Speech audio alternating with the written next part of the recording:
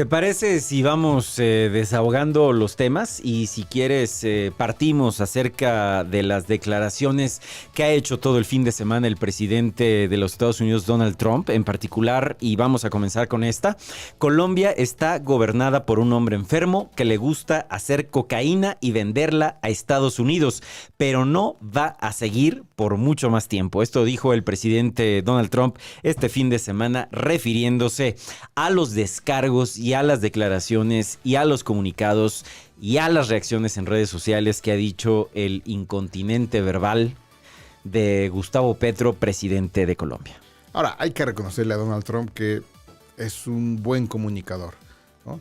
Ha logrado acuñar la frase de gobierno narcoterrorista, muy similar como cuando George Bush intentaba posicionar el tema de las armas de destrucción masiva para tratar de justificar en aquella entonces la invasión a Irak. En esta ocasión el concepto ha sido gobiernos narcoterroristas. Y esta es una de las frases que se le preguntó justo a bordo del Air Force One, donde la reportera en seguimiento a esa declaración le decía: ¿pero qué está diciendo respecto de Gustavo Petro? O sea, ¿va a haber una incursión similar en Colombia? Y Donald Trump, como decíamos, en lugar de negarlo, dijo: pues no me parecería mal, no la descartaría, ¿no? O sea, ya está llegando justamente a esos niveles, ¿no? A declaraciones que pues no son a las que históricamente se consideren como políticamente correctas, ¿no? Son inflamatorias en muchos casos. Pero en este caso a Donald Trump, la opinión pública, sobre todo en Estados Unidos, le agrada este tipo de posicionamientos, ¿no?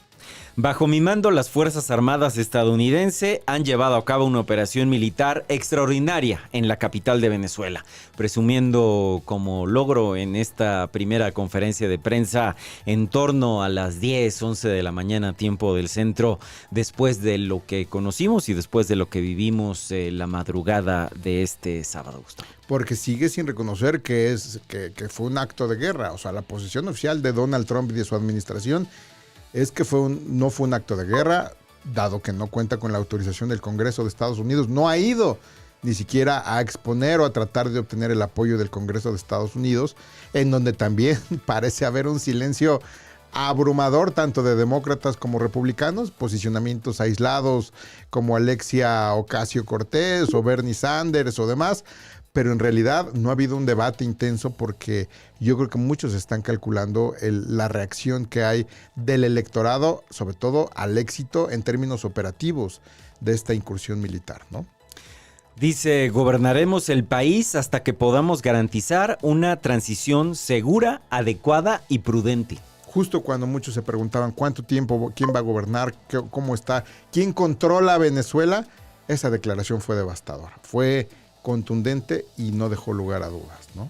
Exactamente, y sobre todo no dejó lugar a dudas y sin pelos en la lengua, Gustavo. La verdad es que ahí sí, mira, de verdad, mis respetos al presidente de los Estados Unidos, porque sí tiene unos arrestos para decir las cosas, rayando obviamente en lo cínico. Maduro y su esposa, Cilia Flores, serán juzgados ahora por la justicia estadounidense. También se llevaron entre las patas a la esposa de Nicolás Maduro y además se ha especulado mucho en torno justamente a su detención. Se empezó a difundir el rumor entre los grupos de la izquierda latinoamericana, de que ella había sido prácticamente una heroína y que no quiso dejar solo a su esposo y que pidió ser llevada también, cuando sabemos que existía también una orden en su contra y había cargos criminales también en contra de ella, ¿no? Y que obviamente la narrativa de estos grupos de izquierda a nivel latinoamericano y Venezuela, pues bueno, se vino abajo. Sí, porque horas después de esta detención, justamente la fiscal general de Estados Unidos, Pam Bondi, hizo pública el texto íntegro de la acusación del gran jurado de Nueva York, que es prácticamente lo que dio pie a que un juez autorizara una orden de aprehensión. Hay que recordar que en el caso de Estados Unidos considera legítimo, es más, no le importa cómo llegue una persona que esté buscada por la justicia, que tenga una orden de arresto, una orden de aprehensión, y haya sido por las vías de la fuerza, por vías de una recompensa, por vías de un acuerdo extrajudicial, como ha sucedido con el hijo del Chapo Guzmán, y con el Mayo Zambada, no importa porque la justicia da por buena la presentación de esa persona ante la justicia estadounidense, que es lo que ya vimos el día de hoy, ¿no? Vamos a pedir a nuestras grandes compañías petroleras estadounidenses que reparen la infraestructura petrolera y empiece a generar ingresos para Venezuela. Sí, es una operación que seguramente estaba ya planeada, calculada y ensayada, porque imagínate en la madrugada la coordinación que hubo, el monitoreo de redes sociales, a ver, ¿quién está publicando algo? ¿Quién está diciendo ¿Viste que tenían algo, monitoreado, ¿no? X? Estaba monitoreado X en la pantalla. Sí, ¿no? sí. Trascendió también que en la plataforma de predicción de mercados Polymarket, horas antes hubo una apuesta sobre la predicción del arresto de Nicolás Maduro. Una persona apostó $300,000 y obtuvo como beneficio $400,000 de esa apuesta. Pero eso seguramente fue una filtración alrededor del Pentágono, ¿no? Hubiéramos apostado, la verdad es que nosotros, ya traíamos como mucho en el radar lo que iba a ocurrir y nosotros dijimos, va a ocurrir en estas fechas, ¿no? Pero imagínate la coordinación para que el nivel de despliegue de recursos, de fuerzas, de equipo militar y de equipo de seguridad, de analistas, para que nadie hiciera una declaración y todos esperaran a lo que el presidente Trump quisiera ir filtrando. Ahí sí, él dicta la pauta. Es que ahí sí hay coordinación, todos esperan, nada se filtra. No es como acá. Él fue el que filtró la fotografía de Nicolás Maduro con los audífonos de cancelación de ruido. Nadie le quiere comer el mandado. No, todos se disciplinan. Claro. Una disciplina impresionante, ¿no? Y hasta que él decide publicar algo en su red social, hasta que él decide filtrar algo, así sea en un chacaleo en el avión presidencial, es cuando esto se replica en todos los portales informativos y redes sociales, ¿no? No es agradable decirlo, pero los cárteles son muy fuertes y dirigen México, y vamos a tener que hacer algo. Fue una fuerte declaración en torno, y lo dijo 2 veces este fin de semana. Lo dijo el sábado y lo dijo el día de ayer también. En una breve conferencia de prensa, chacaleo con los reporteros de La Fuente a bordo del Air Force One, en donde también se refirió y habló de la presidenta de México, ¿no? Se sigue refiriendo a la presidenta como una mujer agradable, una mujer maravillosa, una mujer del cual mantiene simpatía y reconocimiento. Claro. Pero, dice, México está siendo gobernado por cárteles. Ahora, en la acusación que filtra Pam Bondi y que hoy es parte de la acusación en la Corte de Nueva York, se habla de cárteles basados en México. Sí, cárteles México, de las drogas mexicanos que supuestamente Nicolás Maduro colaboró con ellos. Es parte de lo que tendrá que acreditarse. E incluso, ¿no?, se habla en algunos documentos que han sido filtrados de la operación previa a tomar el poder Nicolás Maduro en México. Así es. Imagínate de lo que estamos hablando. Yo creo que ese fue el análisis de Andrés Manuel López Obrador y de Claudia Sheinbaum durante toda esa madrugada, ¿no? Leer es entre líneas la posibilidad, usted podrá decir que es distante o remota, de que Donald Trump se atreva a una incursión similar, justificada o no, pero en México. Es uno de los temas que difícilmente se quiere tocar abiertamente en las altas esferas de manera pública. Nadie se está atreviendo a hablarlo tan claramente, ¿no? Y abiertamente, ni siquiera yo creo que en el mismo gabinete, ¿no? De la presidenta, ¿no? Yo creo que ni en su gabinete más de seguridad o en su gabinete legal no creo que sea un tema que se hable como una posibilidad, que sería sano que hubiera un escenario de decir, bueno, si somos víctimas o somos sujetos, objeto de una intervención similar o de diferente grado, ¿cuáles son los protocolos que vamos a seguir, ¿no? Porque además, si te has dado cuenta, el gabinete ha sido muy discreto, salvo esta ala radical, ¿no?, que también sufre de incontinencia verbal. Sobre todo el gabinete de Clara Brugada y gente del partido que tal vez no tenga un cargo público, que no sean funcionarios de alto nivel, ¿no? Incluso algunos diputados locales se han se han lanzado a hacer acusaciones muy fuertes en contra del presidente de los Estados Unidos, Donald Trump, y del operativo, y han salido a defender a capa y espada a un dictador. O sea, yo estoy sorprendido de la reacción de ciertos grupos de Morena, repito, particularmente los cercanos a Clara Brugada, que incluso el fin de semana hasta organizaron festivales en contra de los Estados Unidos pidiendo la salida de lo que ellos llaman yanquis, ¿no? Llaman yanquis al gobierno de los Estados Unidos, pues de una cierta forma despectiva, obviando que son nuestro principal socio comercial, Gustavo. Ahora, y que tenemos en puerta la negociación de un tratado de libre comercio que, de no concretarse,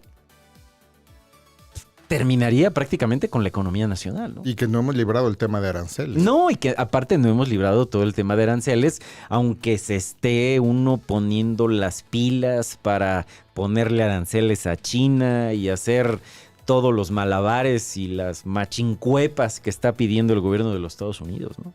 Creo que vale la pena reflexionar sobre lo que tú dices. ¿Por qué ese posicionamiento, sobre todo de personas que están tanto en el gabinete federal y qué decir del gabinete de la Ciudad de México?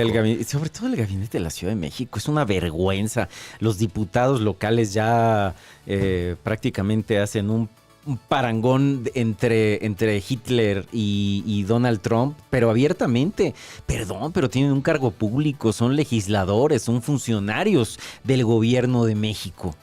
¿Qué pasa por su cabeza para hacer declaraciones en redes sociales de este tipo? Yo creo que está evidenciando... Yo no entiendo lo que están...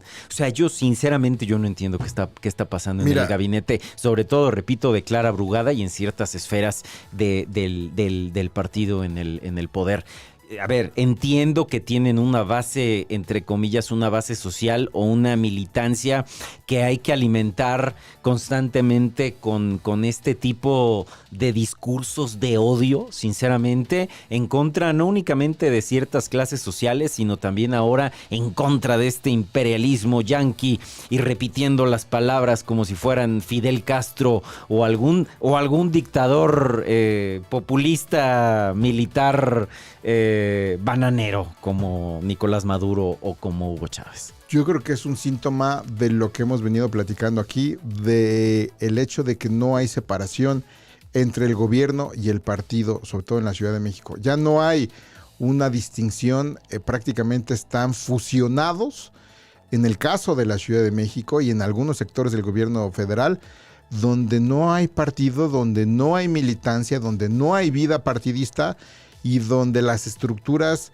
del gobierno prácticamente están dictando las candidaturas, los posicionamientos, las líneas partidistas, ¿no? Sí, y es ahí donde un evento de esta naturaleza les causa un cortocircuito, porque no salen sin salir con una bandera de militante partidista o una bandera de servidor público que en teoría tendría que mantener imparcialidad. Porque siguen en las mismas, porque tienen un cargo público, ostentan un cargo en donde ellos ya representan otra cosa, representan a México. Y el posicionamiento le corresponde a la presidenta. Y a relaciones exteriores, y a relaciones exteriores, ¿no? Sí. A la jefa de gobierno o a la miserable secretaria de Cultura, o al secretario del Deporte.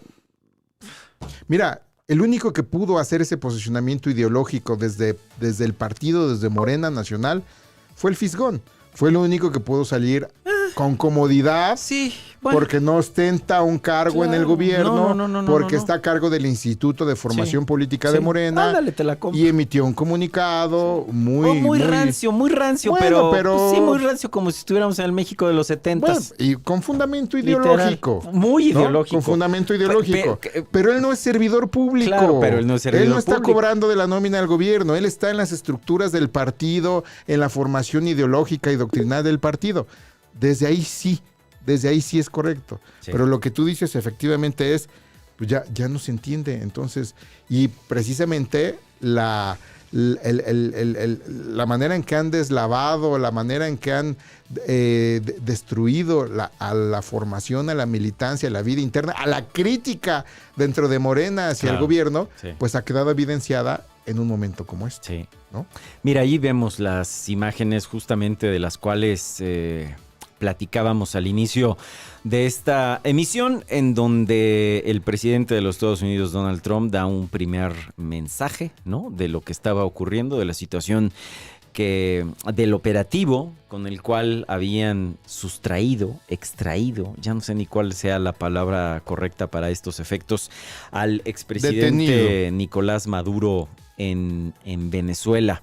Y justamente en estas imágenes, tal vez más adelante se pueda ver, el monitoreo que estaban haciendo en tiempo real sobre la red social X. Es que mira, estaba montado todo. Esta conferencia de prensa fue a las 11 de la mañana, hora local. Sí, y estaba todo montado, en un cuarto de guerra. Un cuarto de guerra, porque... Pero en Mar-a-Lago. Claro, no porque estaban era en la Casa Blanca ni en una zona militar. Estaban en Mar-a-Lago, en donde habían transcurrido el Año Nuevo, ¿no? Así es.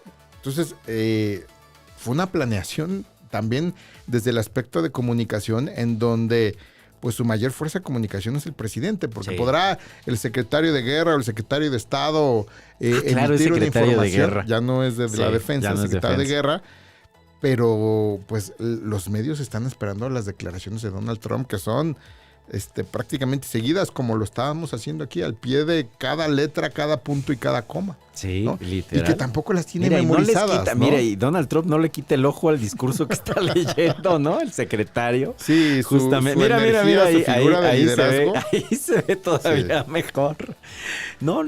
Y ya vimos, ¿no? En aquel documental que se transmitió a través de XTV, aquel documental en donde veíamos que él escribe sus propios posteos en la red social Thru. Con mala ortografía, con mala redacción, pero él los escribe o los dicta, ¿no? Se los dictaba a una asistente, a una coordinadora de comunicación. Editor. No. Él le dice, a ver, escribe. Y ahora esto y esto. Y se ve que tiene un control absoluto y que tiene...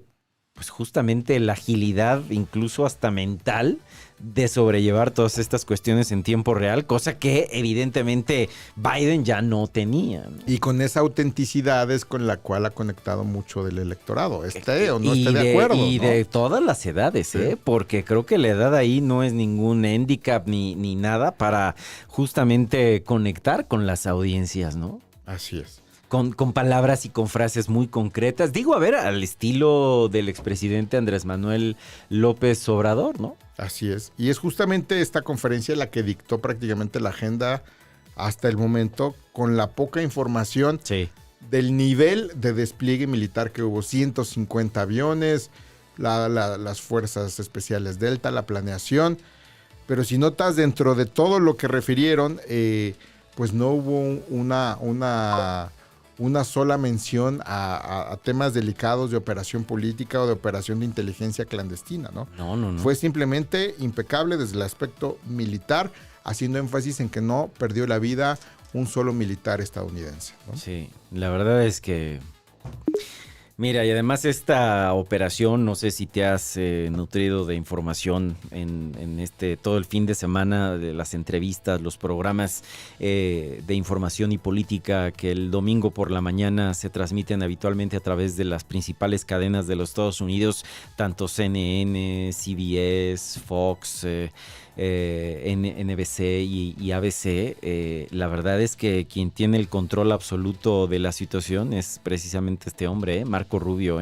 Él parece ser, a decir de los expertos militares y de estas cuestiones que hablan de que el diseño del operativo y de todo el tratamiento no únicamente mediático que dio durante todo el fin de semana, porque él fue el que salió a dar la cara, salvo una entrevista que diera el presidente de los Estados Unidos a su cadena prácticamente amiga Fox News, ¿no? En Fox Friends de fin de semana salió el presidente porque en la Donald mañana Trump, antes de la conferencia, antes de la conferencia, en un programa... les dio en Fox and Friends, claro, y además el programa de revista de Fox del fin fue larga de semana, y fue entrevista. muy larga esa entrevista, ¿no? En donde ahí ya se descoció también hablando en contra de México y anticipaba un poco lo que sería la conferencia de prensa, de las cuales estamos viendo las imágenes, pero repito, los expertos militares hablan de que de que es precisamente el secretario de Estado quien lleva la batuta en estos temas y que aparte es un hombre muy, muy escuchado por el presidente Trump. Sí, y que se sabe que Marco Rubio, por decisión de Trump, ha ocupado el doble cargo también de asesor de seguridad nacional, que lo posiciona ahí, porque muchas personas decían, ¿por qué no está el vicepresidente a cuadro? ¿Por qué no aparece con ese protagonismo? Pero es algo que le corresponde en esta ocasión a Marco Rubio y que ha estado rematando con los comentarios del presidente que también se hicieron virales, ¿no? Esta frase de now you know, if you don't know, now you know, ¿no? Claro. Que se ha hecho, si tú no sabes, pues ahora ya sabes, o como diría Daddy Yankee, ya tú sabes, ya ¿no? Ya tú sabes, ¿no? Traducido al castellano, pero... Y todo, ¿no?, lo que se ha difundido en redes sociales. La comunicación en las redes en la Casa Blanca, en las redes institucionales. En el TikTok de la Casa Blanca. Dejando bien claro quién manda en todo el continente y en esta parte del hemisferio.